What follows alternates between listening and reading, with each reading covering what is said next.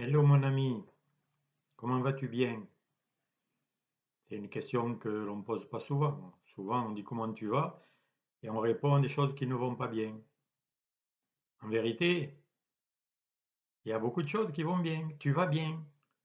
Et comment ça se fait que tu vas bien? Ça c'est une question intéressante. Comment ça se fait que ton cœur bat, que tout fonctionne, que tu as à manger, que tu respires? etc. Comment ça se fait?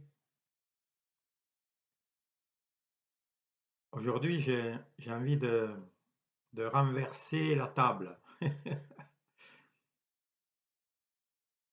Car ce que nous avons tous besoin, c'est une révolution.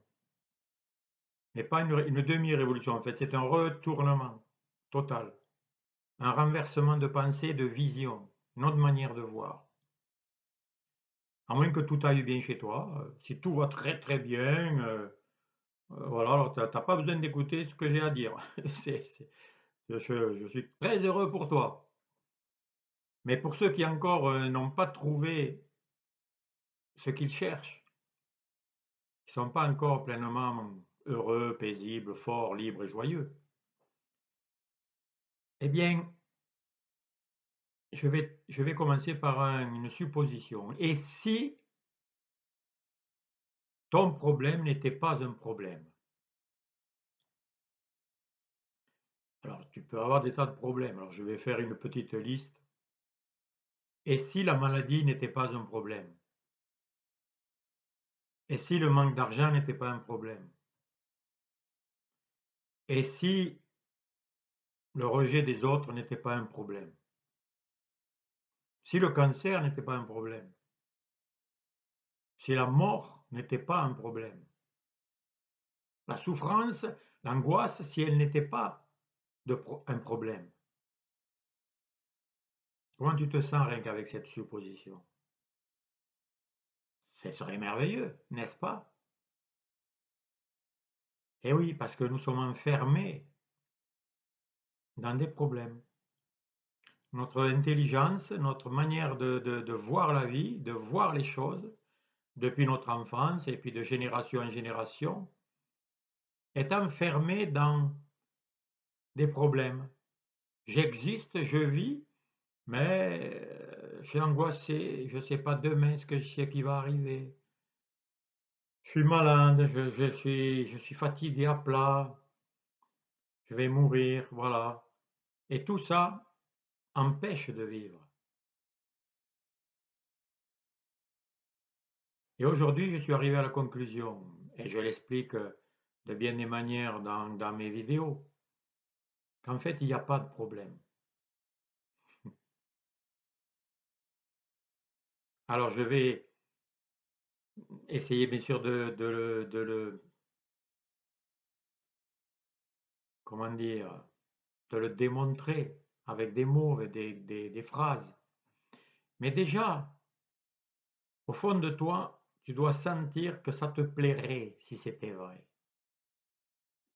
Et le fait que ça te plaît, c'est-à-dire qu'en fait, ce qui m'arrive, ce n'est pas un problème. Ce que je ressens, mes sensations, ce n'est pas un problème. Ma douleur, ce n'est pas un problème. Ça serait merveilleux, n'est-ce pas? Eh bien, rien que ça, déjà, ça veut dire qu'au fond de toi, ça résonne. C'est-à-dire que ça réveille quelque chose que tu sais déjà. Car en vérité, je le dis souvent, je t'apporte rien.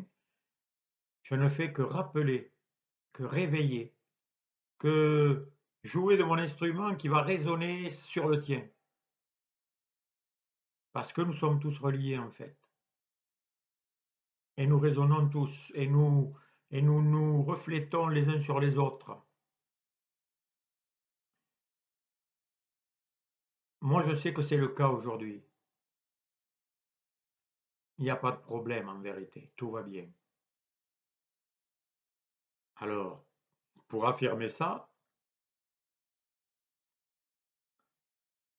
je vais donner quelques exemples, donner quelques explications. Tout d'abord, un problème, ce que nous voyons, ce que toi tu vois comme un problème, déjà un autre ne peut ne pas le voir comme un problème.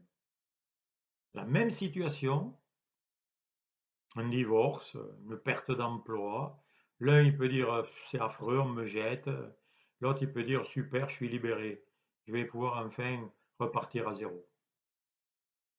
Donc déjà tu peux voir que c'est toi, que c'est moi qui donne le sens aux choses, aux événements, à tout d'ailleurs. Tu vois, tu vois ça, tu vas y donner un sens. Voilà.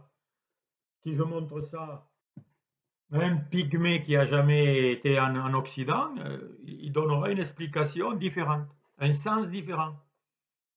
Mais une parole, d'ailleurs c'est pour ça que les gens ne se comprennent pas, une parole, un mot, pour toi, pour moi, pour l'autre, n'a pas le même sens. Parce que chacun a son interprétation. Donc nous interprétons tout. Et l'être humain interprète tout d'une manière négative, c'est-à-dire comme s'il allait perdre, comme s'il était perdu, vaincu, s'il allait mourir, disparaître. Voilà. Il est convaincu de ça, il se sent coupable de ça, il se dit que ça doit être à cause de lui, et il se sent coupable, et il est donc enfermé, et il ne peut que réfléchir et raisonner comme ça. C'est son intelligence, et c'est l'intelligence qu'on a tous reçue. C'est un don, c'est un cadeau. Mais elle est utilisée pour voir les choses d'une manière négative. Une maladie n'est pas une maladie, n'est pas un problème. Pourquoi? Ben, si tu observes, si tu te renseignes un peu, si tu réfléchis, bien sûr, si tu écoutes ce qu'on t'a enseigné, on t'a convaincu que la maladie était ton ennemi, qu'il fallait s'en débarrasser, il fallait la tuer, il fallait la brûler, l'empoisonner, la détruire, comme s'il s'agissait d'une guerre, hein, comme en Ukraine, pareil. C'est le raisonnement des hommes. Il y a un problème, il faut l'éliminer. Allez, il faut détruire. Il y a des moustiques, il faut les détruire. Il y a des mouches, il faut les détruire. Il y a ceci. Ouais, on détruit et on s'aperçoit que tout est déséquilibré et puis que ça crée encore plus de problèmes. C'est pas détruisant. Détruire n'est pas une bénédiction, n'est pas un enrichissement. Ce qui enrichit, c'est ce qui s'ajoute, ce qui s'augmente, ce qui se développe en intelligence. Et donc, une maladie, en fait, c'est juste la réaction du corps qui fait tout son possible pour se purifier, pour se nettoyer, pour éliminer les toxines qui sont en train de le perturber. C'est tout. Que ce soit des ganglions, des pustules, du pus, de la toux, tu élimines du gras. Pourquoi il y a du gras, des glaires dans tes poumons? Parce qu'il y a du poison, soit parce que tu as fumé ou respiré de la poussière. Et ce gras, il sert à coller tout ça pour le rejeter. Donc, heureux celui qui tousse. Il élimine les saletés. Mais nous, on nous dit c'est pas normal. Tu as la fièvre, c'est pas normal. C'est super la fièvre. La fièvre, elle est là pour élargir les vaisseaux sanguins, les pores, afin, et puis le cœur s'accélère pour que le travail d'élimination des toxines, des poisons, de tout ce qui a été inoculé, qui fait pas partie de la vie, du système corporel, eh bien, pour l'éliminer. Ça l'élimine par la transpiration, la toux, le nez qui coule, par l'urine, les excréments, etc. Par des boutons qui purulent. Et voilà, ben, ça sort des saletés. Donc, c'est une bénédiction, c'est un miracle, c'est une grâce, c'est un cadeau merveilleux, c'est l'intelligence du corps. Tu peux le comprendre, ça. Renseigne-toi un peu comment fonctionne le corps. Tu sais très bien que si tu te arraches un ongle, tu te fais un bleu, tu te fais du mal à un muscle, il suffit de rien faire, de le reposer, et au bout d'un certain temps, le bleu a disparu, le muscle s'est refait, l'os s'est ressoudé, la peau c'est recréé, etc. Et d'ailleurs, c'est grâce à ça que les chirurgiens peuvent opérer. Ils peuvent enlever un morceau d'estomac, et puis l'estomac, il se ressoude, et puis il se refait, il se ragrandit. Le foie, c'est pareil, etc. Il y a presque tous les organes s'agrandissent, se créent en permanence d'ailleurs, et se remplacent les cellules, etc. Ben, si tu observes, c'est inimaginable tellement c'est grandiose. Donc il n'y a pas de problème.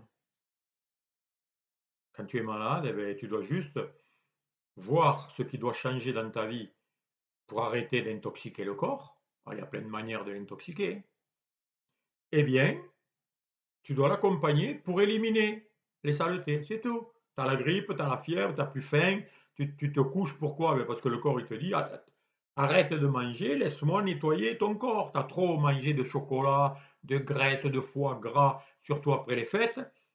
Et maintenant, laisse-moi nettoyer ton corps, sinon tu vas t'empoisonner, tu vas mourir. Et ton corps, il ne va pas pouvoir s'en sortir. Et voilà. Pourquoi? Parce qu'on ne respecte pas son propre corps. On ne s'aime pas. Voilà le problème. Donc, c'est pas un problème si tu t'en aperçois. Et il y a plein de signes qui te le disent. Alors, ça, c'est pour le corps, mais c'est pareil pour le psychologique, pour l'esprit. Quand tu es angoissé, quand tu es énervé, quand tu es en colère, quand tu es triste, tout ça, c'est des signes pareils qui te disent que tu es intoxiqué par des idées, des pensées, des suppositions qui ne sont pas justes, qui ne sont pas vraies, qui ne sont pas alignées sur la vérité de qui tu es. Bref, qui te rabaissent, qui te condamnent, qui te disent que tu n'as pas de valeur, que tu n'y arriveras pas, que voilà, des poisons, quoi. C'est des poisons qui t'empêchent de vivre pleinement la vie et que la vie puisse te vivre, puisse te traverser avec exubérance, puissance et joie. Car c'est ça la joie, la vie. La vie est joie. Là. Regarde les petits chats, regarde les petits blaireaux, les petits renards, ils sont toujours en train de jouer, ils sont contents. Écoute, les oiseaux le matin, ils chantent, ils sont affairés, ils sont pleins d'énergie. La mort n'est pas un problème. Alors bien sûr, si tu vois la mort comme une séparation et comme une non-existence, ben d'ailleurs si c'était vrai une non-existence, eh bien, il n'y a pas de quoi avoir peur. Si j'existe plus, il n'y a plus rien, ok, il n'y a plus rien, c'est fini. Bon, il n'y a pas rien, il y a tout. Il y a tout ça. Il y a moi, il y a toi, il y a des milliards d'individus, d'animaux, de plantes, de planètes, etc., qui tout ça fonctionne. Donc il n'y a pas rien. Alors, croire qu'il n'y a rien, qu'après la mort il n'y a rien, c'est. Tu ne l'as pas prouvé. Hein. Jésus-Christ est ressuscité pour prouver le contraire. Mais bon, il y en a qui disent c'est pas vrai. Tu peux le dire. Chacun peut dire ce qu'il veut. Mais est-ce que la mort est réelle? Ça te concerne. C'est à toi de trouver la solution. Comment tu es avec l'idée qu'il n'y a pas de mort? Qu'en fait, tout continue, tu es toujours conscient, etc., dans des dimensions encore plus belles et magnifiques. Comment tu serais si c'était vrai? Eh ben, si tu savais que c'était juste un départ, voilà. Comme si tu pars en voyage, mais pour un voyage bien plus grand que d'aller à Tahiti ou faire le tour des îles grecques. Hein. Ça, c'est juste des petits aperçus de ce que va être la vérité de qui nous sommes. Parce que le seul problème, en fait, c'est la séparation. On se croit séparés, c'est tout. Il n'y a qu'un seul problème, c'est qu'on se croit séparés. Séparés de quoi? De tout. Séparés déjà de soi, de son corps. Hein. Il y en a, ils sont même pas reliés à leur corps. Ils savent même pas ce qui se passe en eux. Il faut qu'ils aillent voir un spécialiste, un docteur, pour savoir ce qui se passe en eux. Or, il n'y a que toi qui sais. Il n'y a que moi qui sais vraiment ce qui se passe. Si je sais l'écouter, bien sûr. Si j'écoute mon corps, mais si je le combats, si je l'aime pas, si je le refuse, si dès qu'il a une douleur, je l'insulte, je lui dis putain de genou qui me fait mal, et je râle après mon corps, après moi-même. Si je me dis wow, qu'est-ce que je suis con, ben voilà, c'est sûr que ça, c'est pas de l'amour. Hein. Si je me déteste, c'est ça le problème. Qu'est-ce que je fais? Je me sépare, je me coupe de moi-même, des autres, des arbres, de la vie, du Créateur, de la source de vie, de la joie, du bonheur, bref, de tout ce qui est. Et ce qui est, est. C'est puissant, c'est réel, c'est magnifique. Tu as déjà eu dans ta vie des aperçus de la beauté de ta propre vie, déjà de tes exploits, plus ou moins grands. On s'en fiche pour un petit, c'est un grand exploit de savoir marcher, de savoir faire du vélo, de savoir parler, de savoir nager. C'est des exploits.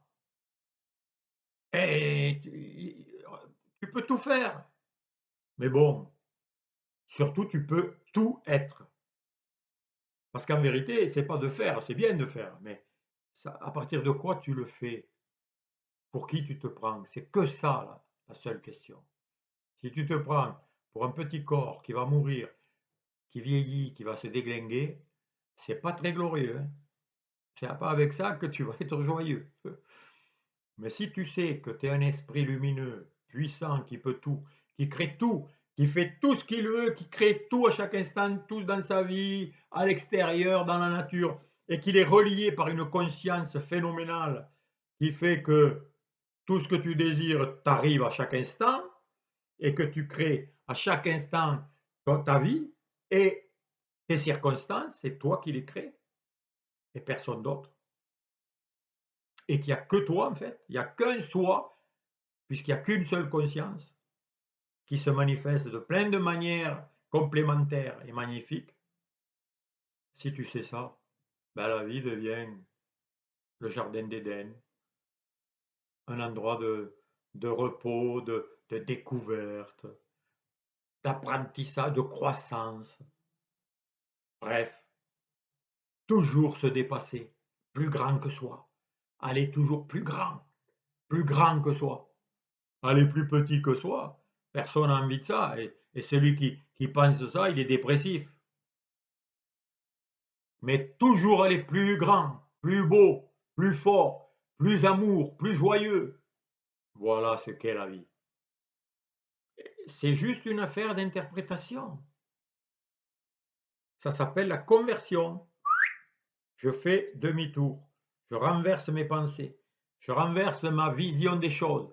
Je renverse le mal en bien. Je transforme le plomb en or. Je deviens un alchimiste. Je suis un magicien. Je suis un être formidable qui est capable de passer des ténèbres à la lumière, qui est capable de passer du mal au bien. L'inverse aussi, c'est ce qu'on a fait aussi. Mais on est toujours ce qu'on est. On ne peut pas ne pas être ce qu'on est, on l'est. Et ce qu'on est, regarde ce qu'ont fait certains hommes, ce qu'ils ont dit, ce qu'ils ont été capables d'affirmer, de vivre, et tu verras que toi aussi, tu es semblable. On est tous pareils. Chaque être humain est pareil. Tu es pareil que Moïse, que le roi David, que le prophète Élie qui a fait des choses incroyables, qui sont écrites. Il y en a qui disent c'est pas vrai. Eh oui, mais pourquoi ils l'ont écrit? Et ça date de très longtemps. Et aujourd'hui, il y a des gens qui font des exploits incroyables. Ils traversent l'océan sur une planche. Il y en a qui escaladent des trucs, il y en a qui inventent des outils extraordinaires. Il y en a qui guérissent de leur maladie. Il y en a qui trouvent des moyens là où personne n'avait vu. Regarde un peu tout ce que l'être humain a fait, même au niveau matériel. On vole maintenant, on peut voler, on peut aller sous l'eau, on peut aller sur l'eau, on peut aller très vite. On a inventé de tout.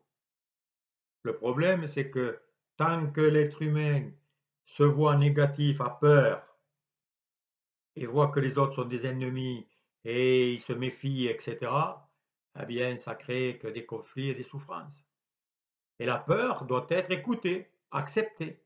La peur aussi fait partie du signal que tu es en train de filer du mauvais coton et que tu dois réformer des choses dans ta vie si tu veux goûter à l'amour, à la plénitude, à la paix, à la force.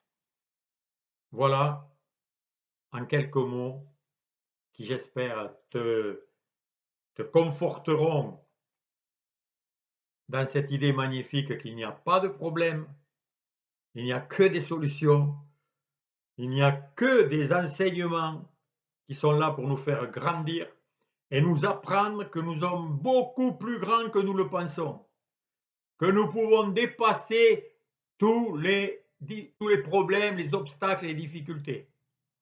Si tu n'y arrives pas, c'est pas l'obstacle qui est trop grand, c'est toi qui es trop petit.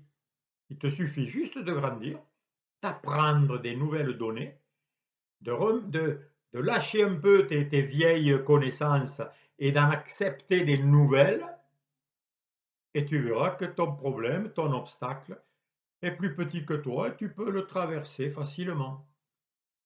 Voilà, je te souhaite bon vent, bonne pratique et fais-moi part dans tes commentaires si tout ce que je dis est bon, t'apporte et fait du bien. C'est comme ça au moins, je verrai que je continue et que je peux le faire avec joie.